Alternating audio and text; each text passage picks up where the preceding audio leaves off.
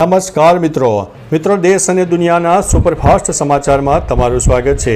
અમદાવાદમાં આઈ લવ Mohammad poster police alert થઈ ગઈ છે। નવરાત્રિ મહોત્સવ દરમિયાન અમદાવાદમાં આઈ લવ મોહમ્મદના પોસ્ટર લાગતા ચકચાર મચી જવા પામ્યો છે। શહેરના વેજલપુર જુહાપુરા અને પૂર્વ વિસ્તારમાં આવા પોસ્ટર જોવા મળ્યા। તાજેતરમાં ગોધરા અને બહિયાલ ખાતે આવા પોસ્ટરને લઈને પ્રદર્શનો પણ થઈ ચૂક્યા છે। આ ઘટનાઓને પગલે પોલીસ એલર્ટ થઈ ગઈ છે અને લોકોની ધાર્મિક લાગણી ન દુભાય તે માટે ચાંપતી નજર પણ રાખી રહી છે। મિત્રો, અન્ય મહત્વના સમાચારની વાત કરીએ તો હિન્દુ સંગઠનોએ આઈ લવ મહાદેવ અભિયાન શરૂ કર્યું છે। આઈ લવ મોહમ્મદના જવાબમાં હિન્દુ સંગઠનોએ આઈ લવ મહાદેવ ઝુંબેશ શરૂ કરી છે।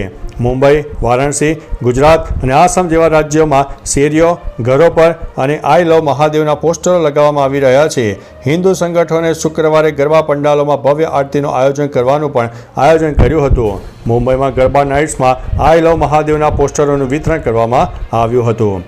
મિત્રો, અન્ય મહત્વના સમાચારની વાત કરીએ તો દયા વગર ગરબા કરતા દેખાયા જેઠાલાલ। ટીવી શો તારક મહેતા કા ઉલ્ટા ચશ્મામાં દર વર્ષે ગરબા અને દાંડિયાથી ઉજવણી થાય છે। મુંબઈમાં યોજાયેલા ગરબા નાઇટમાં જેઠાલાલ તરીકે પ્રખ્યાત દિલીપ જોશીનો સિગ્નેચર ડાન્સ સ્ટેપ દર્શનમાં આવ્યો, જે વિડીયો વાયરલ થયો। આ કાર્યક્રમમાં પૂનમ પાંડે, વિવેક દહિયા, ઓરી અને દિવ્યંકા ત્રિપાઠી જેવા ઘણા જાણીતા ટીવી સ્ટાર્સ પણ હાજર રહ્યા। ગરબા રાતનું માહોલ એકદમ ઝકાસ હતું। મિત્રો, અન્ય મહત્વના સમાચારની વાત કરીએ તો ગરબામાં કપલનો વિડીયો વાયરલ થતાં સંત સમાજમાં રોષ। વડોદરાના યુનાઇટેડ વે પ્રખ્યાત ગરબા મહોત્સવમાં એક ખેલૈયા કપલની શરમજનક હરકતને કારણે મોટો વિવાદ થયો છે। એ હરકતોનો વિડીયો સોશિયલ મીડિયામાં વાયરલ થતાં ખેલૈયાઓ અને ધર્મપ્રેમીઓમાં ભારે આક્રોશ ફેલાયો। ગરબામાં કપલનો વિડીયો વાયરલ થતાં સંત સમાજમાં રોષની લાગણી છે। આ મામલે યોગી દેવનાથ બાપુએ પ્રતિક્રિયા આપતા આ કપલને દંડ આપવાની વાત કરી છે। મિત્રો, અન્ય મહત્વના સમાચારની વાત કરીએ તો સ્વદેશી અભિયાન મુદ્દે મુખ્યમંત્રી ભૂપેન્દ્રભાઈ પટેલનું નિવેદન। મુખ્યમંત્રી ભૂપેન્દ્રભાઈ પટેલે કહ્યું કે રાજ્યમાં 25 ડિસેમ્બર સુધી સ્વદેશી અભિયાન ચાલશે। તેમણે કહ્યું કે આત્મનિર્ભર ભારતનો પાયો સ્વદેશીમાં રહેલો છે અને આ અભિયાનનો ઉદ્દેશ્ય આર્થિક નિર્ભરતાને મજબૂત બનાવવાનો છે। સીએમએ જણાવ્યું છે કે પ્રધાનમંત્રી મોદીએ બધા જ આંદોલનો જન આંદોલનમાં ફેરવ્યા છે। તેમણે ઉમેર્યું છે કે વાઇબ્રન્ટ ગુજરાત સમિટનો હેતુ પણ આત્મનિર્ભરતાને આગળ ધપાવવાનો છે। મિત્રો, અન્ય મહત્વના સમાચારની વાત કરીએ તો જૂના કોબા અને કોબા ગામે મેટ્રો સ્ટેશન કાર્યરત થશે। અમદાવાદ ગાંધીનગર મેટ્રો કોરિડોર હેઠળ આવેલા જૂના કોબા અને કોબા ગામ મેટ્રો સ્ટેશને 28 સપ્ટેમ્બર 2025થી કાર્યરત બનશે। આ બંને સ્ટેશનો શરૂ થતાં અમદાવાદ અને ગાંધીનગર વચ્ચેની મુસાફરી વધુ સરળ અને ઝડપી બનશે। વિદ્યાર્થીઓ, નોકરિયાત વર્ગ અને પ્રવાસીઓ માટે આ મોટી રાહતરૂપ કામગીરી છે। મિત્રો, અન્ય મહત્વના સમાચારની વાત કરીએ તો અમેરિકાએ 73 વર્ષીય મહિલાને હાથકડી પહેરાવીને ભારત મોકલી। અમેરિકાએ 30 વર્ષથી ત્યાં રહેતા 73 વર્ષીય શીખ મહિલા બીબી હરજીત કૌરને હાથકડી પહેરાવીને ભારત ડિપોર્ટ કર્યા છે। ઇમિગ્રેશન વિભાગે કૌરને તેમના પરિવાર કે વકીલને મળવા દીધા વિના કેલિફોર્નિયાથી ચાર્ટર ફ્લાઇટ દ્વારા પંજાબ મોકલી દીધા। વકીલના જણાવ્યા મુજબ 48 કલાકમાં તેમને પથારી ન મળી, માત્ર ચીઝ સેન્ડવિચ અપાયો અને દાંતના ચોકઠાની વિનંતી પણ ફગાવાઈ હતી।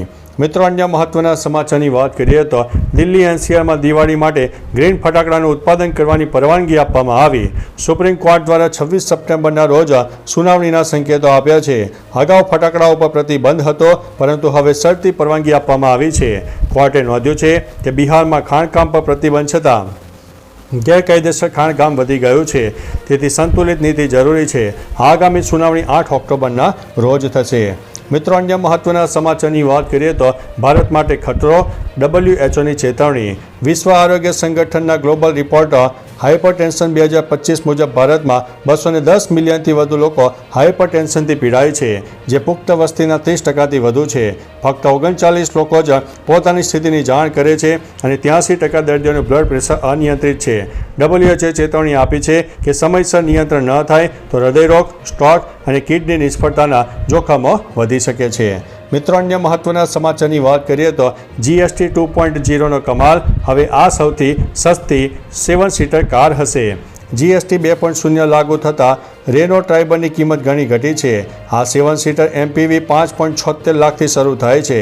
સૌથી વધુ ગળાકો કોમ વેરિયન્ટ ઇમોશન AMT ડ્યુઅલ ટોનમાં થયો છે।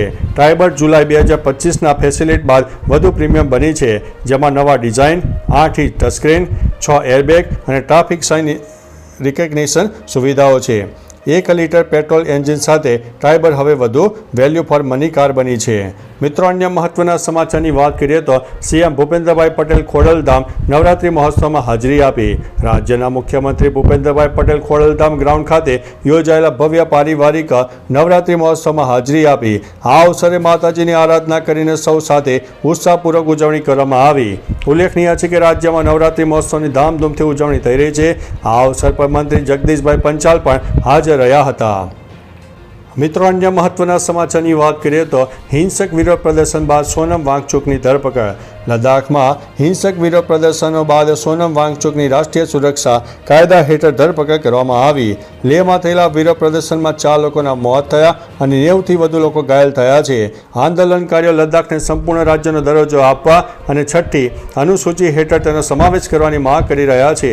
લેહમાં મોબાઈલ ઇન્ટરનેટ સેવાઓ પણ હાલ માટે સ્થગિત કરવામાં આવી છે. તો ચાલો મિત્રો, ફરીથી દેશ અને દુનિયાના સુપરફાસ્ટ સમાચાર લઈને મળતા રહીશો. ત્યાં સુધી અમને રજા આપશો. નમસ્તે.